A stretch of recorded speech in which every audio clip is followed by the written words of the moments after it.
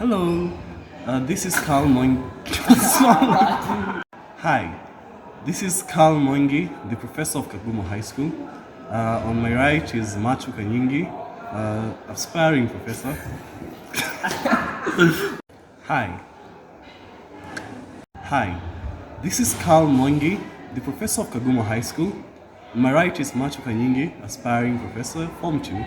And we have Villa Mudagani on my left, also an aspiring physicist. So, this video is about the Spak, the science contest that I initiated in this school. And it is mostly to instill in these young people an urge and aspiration to become better and better so that they can be able to fulfill their dreams in life, mostly in the science world. So let's see some of the views of these two on what they think the Spark has been to them. So, Matu, how do you think the Spark has inspired you? I think it has inspired me to be better at sciences, to work on research, and also to believe in my dreams. Wonderful. Villa, what about you? It inspires me in such a way that before I did the contest, I know that I knew, but after doing the contest, now I know that I don't know. So I'm able to research and get more information about science, especially physics. Yeah, that's wonderful. This here is a physicist and a biologist. I believe so. So, the first day when I was telling this first edition was to tell them that they don't know, as you said. But they still performed very, very well. I expected them to get less than average, but these two are among the best of them. And when we were marking the papers, we found it very, very intriguing on how these people think. Sometimes you just sit down, some of them you have to laugh, really laugh at how weird the answers were. But some of them, you can see these people have great minds and they're going to do something in this society. The Form 1s, though, they didn't do that great, for example, in mathematics. But I can see it was a start because maths, you could say, involved a lot of critical thinking. Matu, you did the math paper, how was it? Mostly tricky in some way, and involves a lot of brain power, and also thinking outside the box. Yeah, nice. But some of them still managed to do very, very well. And like Matu here was among the best in maths and biology. Then, Villa, how was physics? Physics was nice, but a lot of things that we don't know, and a lot of general knowledge questions that you have to be knowing, some things that you're not even taught in school. So you say that we should not read what is in school? No, I'm not trying to say that you should not read what is in school. You should just try to know more. The more you can know, you should try to know what. And how do you know that more? You can use, like, for example, when you go home, you can use your phone to do further research on things that you think that maybe you should be knowing, or you need some better explanation. Let's note that when you go home, you use a phone to do research, not to go doing some funny things that a lot of people usually do. And in schools, but some couple of Form 1s usually ask me, like, Carl, where do you get all this information? And then I ask them, what do you use your phones at home for? So, looking at this video on YouTube, mate, you're actually using it for a good cause, but also try and improve yourself. Like, leave alone even the phones. Libraries are at home, try and read them. Not the libraries, read the books that are there. And a lot of them, like these people here have read. Villa, I usually find him, he's in Form 2, but he has done a lot of Form 4 work. Nashtukanga sana. Huyu kijana, alafu Matu reads a lot, kai. I'll always come in class, find him studying, and he's like, Carl, you know that you'll fail if you don't. But I usually love how these two are dedicated to how they want to achieve their goals. And I'm sure they'll get there. So, to become the professor of the Kagumo High School, there's some things that have been needed to be done. For example, I've read over 10,000 books, and I'm very, very proud of that. Villa is trying to get to that number, but although I know it will take some time. Hapa Matu ananiambia ati mimi hizo nikushinda kitambo sana. Lakini nikamwambia bado acha uongo utakuja. You'll still become good soon. I know this too. When I get out of school, they'll continue the legacy of science very, very well. So, how are the questions? Let's take a deeper look into the questions. So, Matthew, you did biology. Tell me how, for a question, an example, which you found very difficult. It was not a hard question, but it was also a thinking question about why insects are found all over the world. Why insects are found all over the world. So, right now, do you know? A bit, not too much about it. For example, because they have wings, they can fly to different areas. Also because they reproduce a lot. Hence, they will have, in essence, a lot of offspring. Yeah, I think those are the two ways. Wonderful. So, at least for the first time, I found out that he's a bit lazy. I thought it was impossible. But anyway, I'm sure he'll go and look out for others. So, Villa, tell me a question that was difficult in the field. Questions I found difficult in that contest, there were two actually. It was a general knowledge question, and another one which was related to light, asking how the paper supposed is produced. So I've not yet read how it's produced, and maybe I won't understand how it's made. But about the general knowledge question, about deep sea divers and the deepest that they can reach, and the costumes what they wear. So yeah, those are the two questions I found. So, what is the deepest that they can reach? I think like 30 meters. 30 meters. And why is that? Huh? Why? Why can they go deeper? Pressure. Yeah, the pressure because of the water in the atmosphere. Yeah, that's the first reason. But no, you're a biologist, Matthew. What do you think? When you go too deep, it's actually some biology that is catastrophic to divers when they go down. So I think what happens when you go so very deep, a lot of atmospheric pressure is exerted towards your chest. Hence, the lungs, as you breathe, will not be able to expand as wide as they should. Then you might die out of suffocation because your blood will not have enough oxygen. Interesting. Now, there is also some other aspect to that question. When I said that question, what I was looking for is this. Write these notes down. You'll need them. So, when a diver goes too deep, the solubility of nitrogen in the blood increases. So that increased pressure, what it causes now, this to the blood. It causes the nitrogen bubbles to actually dissolve in it. And so when the divers come up to the surface, the nitrogen comes out of the blood as bubbles.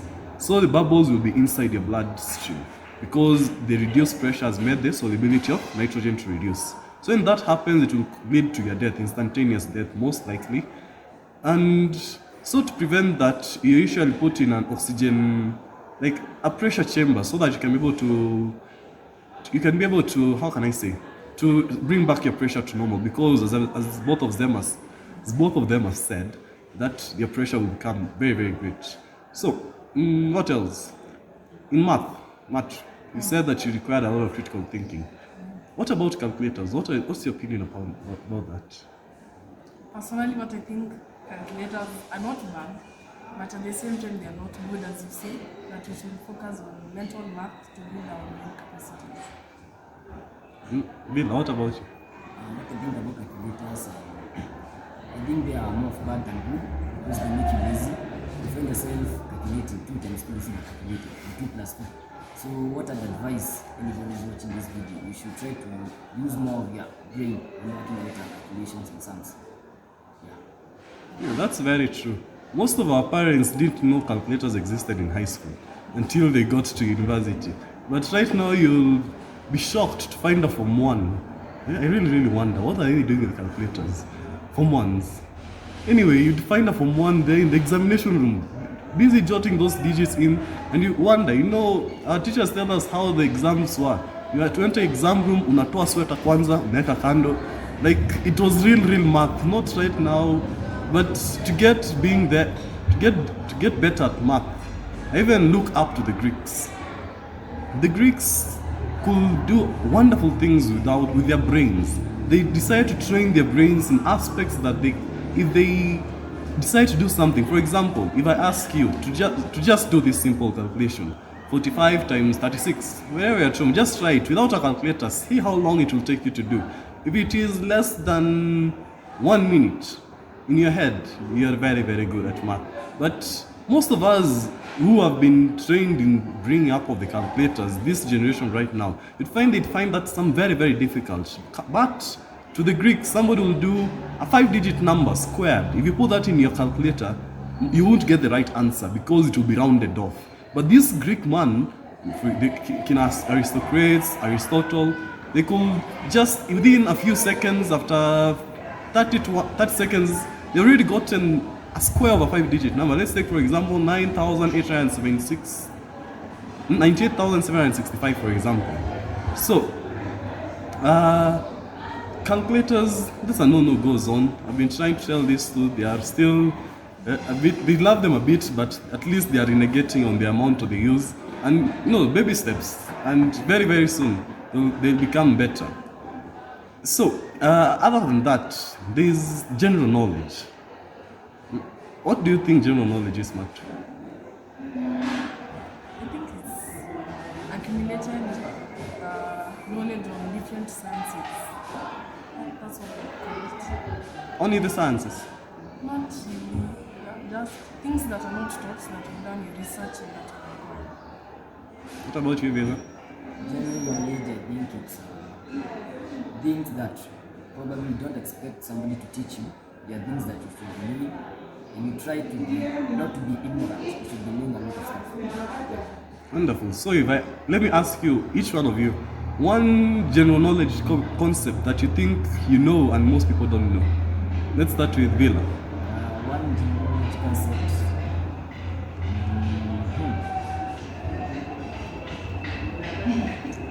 Okay, maybe. Yeah. Huh? But you don't know. You said people are supposed to know. Yeah. Let's start with Matu then, and then we'll come back to you. I'm not so sure. Just say. Yes, the highest pitched instrument in an orchestra. Highest pitched instrument in orchestra. Vila, do you know that? No. So most people don't know much. What is it? It's a piccolo. A piccolo. And how big is it? I'm not that I've seen one. I'm not so sure. Tell me, how big is it? It's actually very, very small. I think this size. It's a very, very small wind instrument. Well, so Vila, I think you've thought of one. Yeah, maybe a book of one. Most people, when they hear about weightlessness, they tend to think that when you're in space, like the Earth's gravity is not acting on you. So that's how you become weightlessness. But most people are mistaken because that's not the case. When you're weightless, like for example, if you be in a lift and it's falling freely without being held by the machines, you could be actually weightless because you're falling at the same velocity as the Earth's gravitational. Do you people know that Vila is in Form 2 and he's speaking Form 3 stuff that most Form 4s don't know? And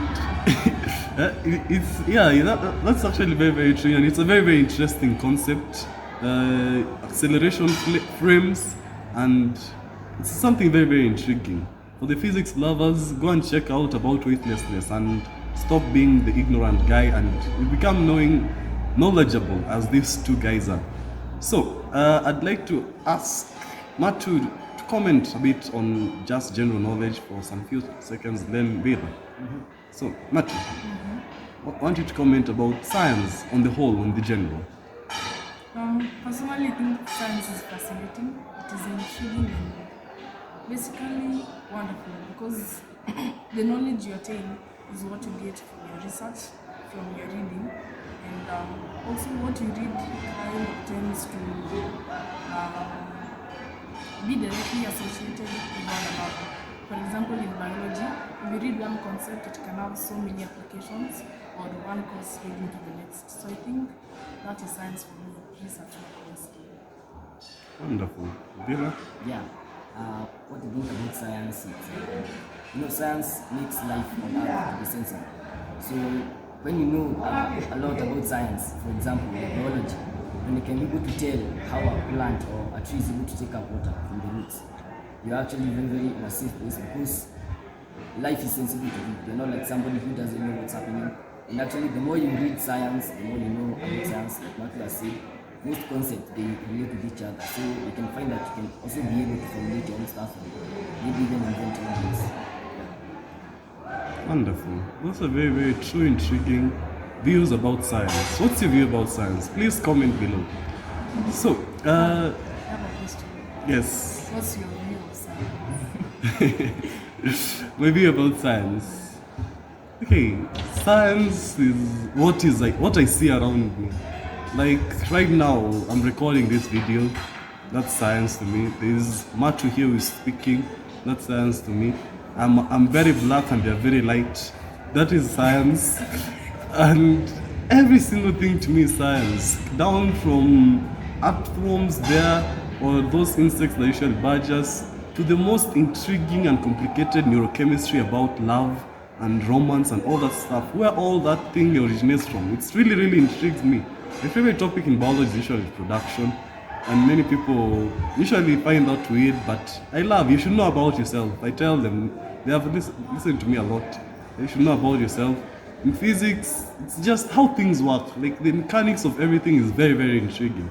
For example, why I can be able to move my arm, that's just mechanics, levers.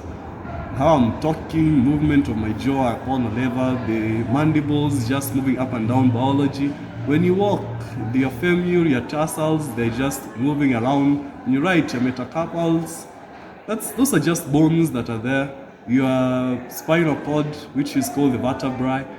Like, it's just very, very intriguing. Mostly, subject like biology, I should say it's common sense.